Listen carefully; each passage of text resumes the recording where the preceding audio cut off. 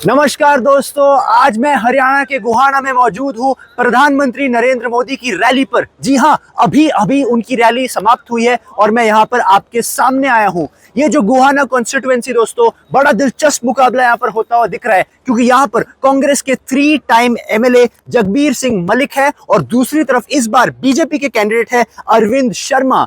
जैसे मैंने कहा, पिछले 3 बार यहाँ पर कांग्रेस का पलड़ा काफी भारी रहा है, लेकिन क्या इस बार जमीन बदलती हुई दिख रही है या फिर से कांग्रेस यहाँ पर बाजी मारेगी? प्रधानमंत्री की रैली में काफी भीड़ आई, बहुत भीड़ आई, इनफैक्ट करीब 30 से 35 हजार लोगों की भीड़ आई। जितने लोगों से हमने बात किया दोस्तों, एक बात तो स्पष्ट है कि यहाँ पर मुकाबला कांटे की टक्कर हो सकती है, क्योंकि 3 बार जो यहाँ पर कांग्रेस के सांसद थे, कहीं ना कहीं उनके खिलाफ एक बदलाव की लहर चल रही है। लेकिन ये कितना सच होता है और कितना झूठ, इसका पता हमको 8 अक्टूबर को चलेगा। तो अगर मैं समरी ब्रीफ अप करूं आपको यहाँ पर, तो यहाँ पर बीजेपी के कैंडिडेट है अरविंद शर्मा, कांग्रेस के कैंडिडेट है यहाँ पर जगबीर सिंह मलिक जो 3 बार यहाँ पे एमएलए है, और इस बार आम आदमी पार्टी के कैंडिडेट है शिव कुमार रंगीला।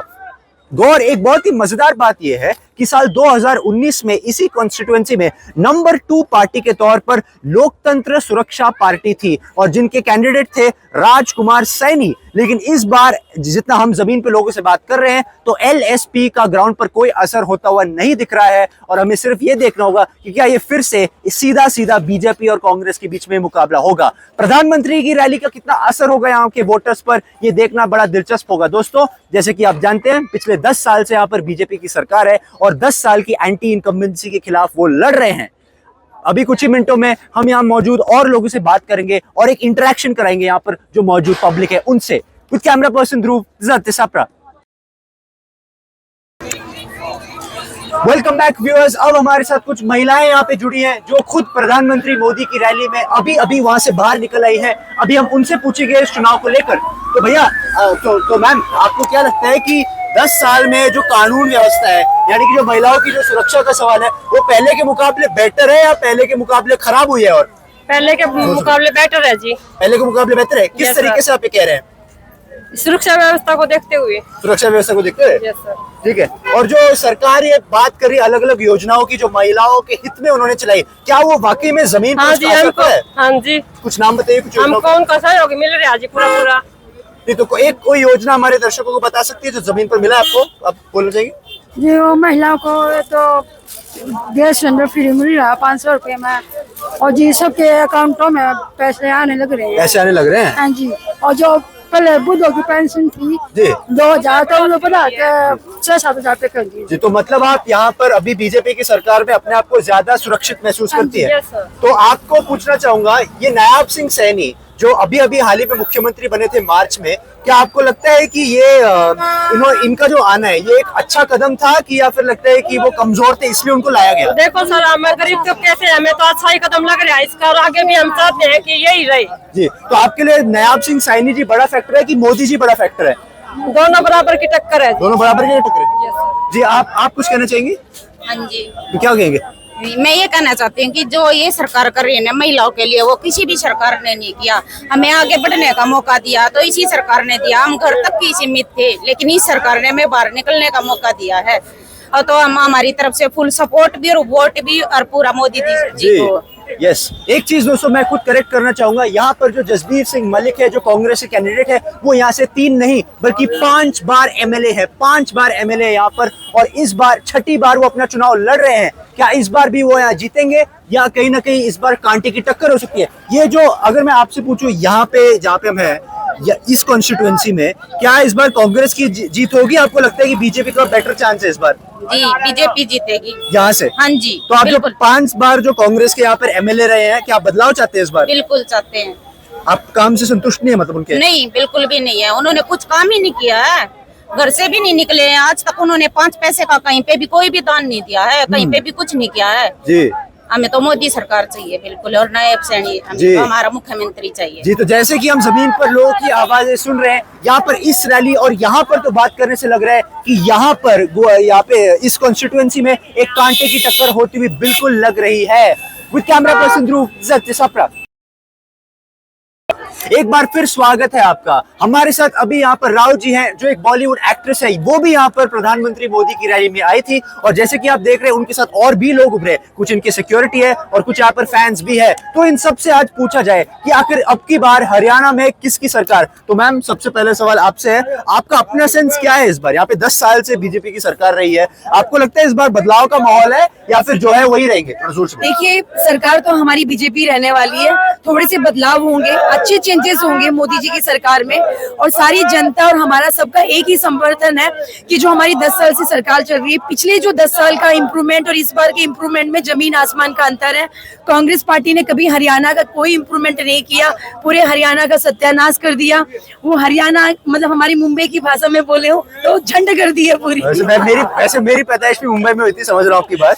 दोस्तों, मैं राव पम्मी मोटन हूँ, बॉलीवुड एक्टर हूँ, प्रदेश कार्यकारी सदस्य भाजपा में हूँ और मैं सारी विधानसभा को कवर कर रही हूँ। आज स्पेशली मैं मोदी जी के लिए यहाँ आई हूँ क्योंकि मोदी जी की वजह से ही आज मैं बीजेपी पार्टी में हूँ। मेरा परिवार संगठन से बिलोंग करता है और मोदी जी का जो नारा हरियाणा से स्टार्ट हुआ, बेटी बचाओ बेटी पढ़ाओ, तो मैं भी एक हरियाणा की बेटी हूँ, इसलिए मुंबई की राजनीति को छोड़ के मैं हरियाणा आई हूँ मोदी जी यही मेरा सवाल था आपसे कि तो क्या इस चुनाव में नायाब सिंह साइनी बड़ा फैक्टर होंगे कि प्रधानमंत्री मोदी को देखकर लोग वोट डालेंगे? नहीं, ऐसा कुछ नहीं है। मोदी जी तो हमारे हैं पहले, लेकिन नायब जी, जो हमारी नायब जी की सरकार है, वो इतने अच्छे इंसान है, मेरे तो बड़े भाई है वो। और वो हर इंसान के लिए, एक नॉर्मल छोटे पद का हो या बड़े पद का हो या कोई भी जाति का हो, वो किसी जाति पे बात नहीं करते हैं। और इनके जैसा नायब सैनी जैसा सीएम हरियाणा को कभी नहीं मिल सकता है। तो हम तो चाहते हैं कि हमारे नायब जी ही सीएम बने, वापस मेरे बड़े भाई वापस से सीएम बने और हम वो सरकार लाके ही रहेंगे। एक बात हम आपको कहना चाहते हैं, ये हरियाणा की जो बेटी है माधुरी दीक्षित, हेमा मालिनी, श्रीदेवी, इनसे भी सुंदर स्मार्ट है। तो हमारे हरियाणा की मतलब ये लगा संसार की, मेरे को नहीं लगता कि इससे ब्यूटीफुल कोई हो सकता है। हम गौरवान्वित महसूस किया आपने। और ये पार्टी एक अलग चीज है, लेकिन इनको देख करके ऐसा लगता है कि साक्षात्कार उर्वशी धरती पर उतर आई हैं। I am very much thank you. ये एक सवाल इन्होंने बोला कि जो नायाब सिंह सैनी है वो किसी जात को देखकर उन्होंने काम नहीं किया, सबके लिए काम किया है।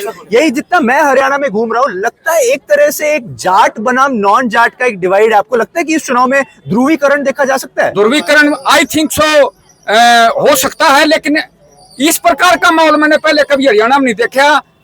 सभी दलित, सभी बीसी ओबीसी, सभी ब्राह्मण, बनिया, पंजाबी, राजपूत, सबके सब तो ये कह रहे हैं जय श्री राम, जय श्री परशुराम और भारत माता की जय। इसे आभास हो रहा है कि हरियाणा प्रदेश के अंदर राजनीति जो पहले 2 महीने पहले थी, सैनी साहब के आने के बाद वो it is going too much change here. तो आप कह रहे हैं एक मास्टर स्ट्रोक हो सकता है कि सैनी जी को मुख्यमंत्री बनाया होगा? Not master stroke, it is a huge six. Just like Kapil Dev Tendulkar. इसका जवाब तो हमको 8 अक्टूबर को मिल ही जाएगा चुनावों के नतीजों में। फिलहाल मैं आप दोनों का यहाँ पे धन्यवाद करता हूँ कि आप आए। अगर मोदी जी ने जो कार्य किए हैं, देश के जो युवा हैं, इधर देश के जो युवा हैं, उनको देखते हुए आज मैंने 2 शब्द मोदी जी के ऊपर मैंने लिखे हैं। हमारे मैडम को देख करके मैं आया हूँ कि हमारे हरियाणा की बेटी यहाँ अपने विधानसभा को छोड़ करके और यहाँ हमारे विधानसभा में हरियाणा के अंदर अपना समय, कीमती समय यहाँ दे रही हैं। तो मोदी जी के ऊपर 2 शब्द मैं आपको बोलना चाहूंगा कि मोदी जी तेरे राज में यो हो गया मोटा चाड़ा से, धारा 370 हट गई, मंदिर बन गया महारा से। ओ धारा 370 हट गई, मंदिर बन गया महारा से। वो देश विदेश में जाके ने भारत का मान बढ़ा रहा से, बॉर्डर पे खड़े फौजी का मोदी जी नाम करा रहा से। वो भारत देश का दुनिया में मोदी जी नाम करा रहा से। धारा 370 हट गई, मंदिर बन गया हमारा से। और एक और मैं कल कहना चाहूंगा कि हिंदू मुस्लिम सिख ईसाई सबका प्यार कमा रहा से। हरियाणा में नायब सैनी मोदी नाम चला रहा से। वो हरियाणा में नायब सैनी मोदी नाम चला रहा से। वो रोहतक आया सन्नी कह रहा फिर से नाम चलाना से 2024 में इब के बीजेपी को लाना से। चलिए बहुत धन्यवाद। अगर जो हमारे को देखते हैं उनके दर्शकों की संख्या अगर बढ़ गई ना तो इसमें आप सबका बहुत बड़ा योगदान होगा। बहुत बहुत शुक्रिया। अभी के लिए इतना ही। अभी बहुत जल्द फिर आपसे जुड़ेंगे विद कैमरा पर्सन ध्रुव जिसाप्रा। नमस्कार दोस्तों, मैं अभी यहाँ हरियाणा के गोहाना में मौजूद हूँ, बिल्कुल उसी जगह पर जहाँ पर अभी अभी प्रधानमंत्री नरेंद्र मोदी ने अपनी एक रैली को संबोधित किया। जैसे कि आप देख रहे हैं अभी अभी लोग यहाँ से निकलते हुए आपको दिखेंगे और कुछ लोग हमारे साथ यहाँ पे आए हैं जो इस रैली का हिस्सा थे, जिन्होंने प्रधानमंत्री मोदी की रैली को शुरू से लेकर अब तक सुना। उन्हीं से हम कुछ सवाल पूछेंगे इस रैली को लेकर और इस पूरे चुनाव को लेकर। तो भैया सबसे पहला सवाल, आपको क्या लगता है प्रधानमंत्री जो है रैलियां कर रहे हैं अभी, इसका कोई असर पड़ेगा इस चुनाव में? हाँ जी, नरेंद्र मोदी यहाँ से भारतीय जनता पार्टी बहुत भारी मतों से जीतेगी भाई साहब, और यहाँ से विधायक बनेंगे भारतीय जनता पार्टी के गोहाना से, और बहादुरगढ़ से भी बनेंगे दिनेश कौशिक, और हरियाणा का नायब सैनी बनेंगे मुख्यमंत्री, और नायब सैनी हरियाणा के कृष्ण भगवान है। जय कृष्ण भगवान। आप कह रहे कृष्ण भगवान है? कृष्ण भगवान है हरियाणा का। जब जितना हम घूम रहे, कुछ लोग कह रहे कि 10 साल से बीजेपी की सरकार रही है तो एंटी इनकम्बेंसी उनके खिलाफ एक फैक्टर है, आपको लगता है? नहीं, ऐसा नहीं है, वो ऐसा कुछ नहीं है भाई साहब। यहाँ पे वो सब बोल रहे गलत, ये चीज नहीं है। भारतीय जनता पार्टी गलत बोल रहा है, सबका साथ सबका विकास कर रही है। बहुत बढ़िया काम किया है बीजेपी ने। जी, प्रधानमंत्री ने यहाँ पर रोजगार के बारे में ये कहा था कि पिछले कुछ जितने भी समय पे बीजेपी रही है पारदर्शिता के साथ नौकरी दी है, बट कांग्रेस और जो डेटा दिखाता है कि देश में सबसे ज्यादा बेरोजगारी इधर हरियाणा में है। आपको लगता है रोजगार के मुद्दे पर सरकार कहीं ना कहीं विफल रही है या फिर अच्छा काम हुआ है? नहीं, बहुत अच्छे काम किए बीजेपी ने। अच्छा काम किए हैं? बहुत अच्छे काम किए, बहुत।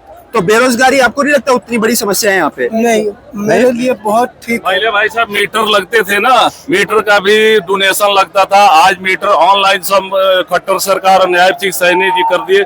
मैं तो कह रहा हूँ न्यायिक सिंह सैनी को 19 में ही मुख्यमंत्री बन जाना चाहिए था। न्यायिक सैनी सबसे बढ़िया हरियाणा का जो भारतीय जनता पार्टी है वो सबसे बढ़िया नेता है भाई साहब। सबसे बढ़िया नेता जो है न्यायिक सिंह सैनी, मुख्यमंत्री हरियाणा का। बहुत बहुत धन्यवाद। आपसे आखिरी एक पूछना चाहूंगा, क्योंकि आपने सैनी जी की बात की, ऐसे कहा जाता है हरियाणा में एक जाट बनाम नॉन जाट का डिवाइड है कि जो जाट है वो अक्सर कांग्रेस को अपना समर्थन देते हैं और जो नॉन जाट है उन्होंने हाल ही के कुछ चुनाव में बीजेपी की तरफ उनका झुकाव रहा है। आपको लगता है इस बार भी ये ध्रुवीकरण का चुनाव बन सकता है? जी नहीं सर, ऐसा नहीं होगा। नहीं सभी वोट देते हैं जी, सब वोट देते हैं, और कुछ परिवार वाले जो है वही ये लोग भरमाता है खाली। अच्छा, हाँ, बाकी जाट भी बीजेपी के साथ है। तो मान लीजिए अगर बीजेपी की सरकार बनती है, अभी कुछ लोग कह रहे हैं शायद बन जाए, अगर बनती है तो आपको क्या लगता है कौन से वो मुद्दे हैं जिन पर उनको और काम करना चाहिए, कैसे हरियाणा को और आगे बढ़ाया जाए? आप बोलना चाहिए साहब? हाँ जी, जोर से बोले थोड़ा। हरियाणा को जो है ये सरकार बहुत अच्छी चल रही है और प्रधानमंत्री के नेतृत्व में देश आगे बढ़ रहा है। और हरियाणा में जो है श्री नायब सिंह सैनी जो है, भाई साहब कह रहे थे हरियाणा के जो है श्री कृष्ण आ गए हैं, और इन्होंने पहले ही आना चाहिए था 2 साल पहले, और बड़े जो है विकास कर रहे हैं प्रदेश का। और यहाँ पर कोई बेरोजगारी नहीं है, पढ़े लिखे गरीब तबके के लोगों को रोजगार मिल रहा है जो योग्य है। और पहले वाली सरकार जो है वो जो है नोट दे करके या रिश्वत से ही नौकरी देते थे, गरीबों को तो है कोई चांस मिल जाता, सिलेक्शन हो जाता तभी नहीं होता था जी। आप भाई आवाज नहीं है, सबके लिए रोजगार है जी। तो जैसे कि आप देख सकते हैं दोस्तों, बेरोजगारी के मुद्दे पर भी राय यहाँ पर बटी हुई है। कुछ लोग कह रहे हैं कि हाँ बेरोजगारी है एक बड़ी समस्या, लेकिन ये भी कहते हैं कि जो सरकार रही है यहाँ पर उन्होंने बेरोजगारी को पारदर्शिता के साथ दूर करने की कोशिश की है। हमें सिर्फ ये देखना होगा कि आगे क्या होता है। जैसे कि आप जानते हैं प्रधानमंत्री मोदी ने अभी अपना कैंपेन पिकअप किया है और वो आने वाले दिनों में और ज्यादा रैली यहाँ पर करने वाले हैं। देखना ये होगा कि क्या उनका भी बड़ा फैक्टर इस बार भी हरियाणा के चुनाव में देखे जाएंगे वो या नहीं। With camera person Dilip जिसाप्रा।